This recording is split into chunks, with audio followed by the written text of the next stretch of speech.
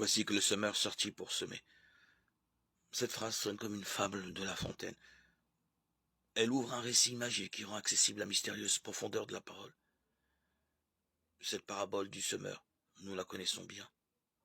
Peut-être trop bien. Nous aimons y voir une allégorie de notre capacité à recevoir ou non la bonne parole, ou du moins à la recevoir dans la meilleure terre possible. L'interprétation que Jésus en donne semble aller dans ce sens. La semence donne du fruit en fonction de la souplesse du cœur qui la reçoit. Mais sans doute, devons-nous nous laisser davantage bousculer par la parabole?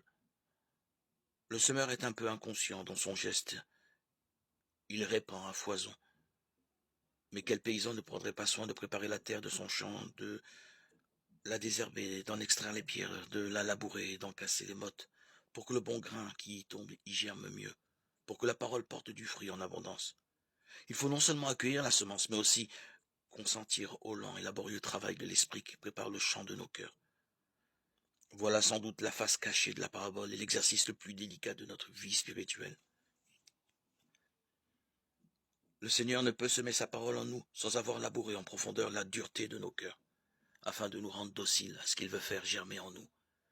Vivre sous le souffle de l'esprit va de pair avec l'accueil sincère de la parole de vie.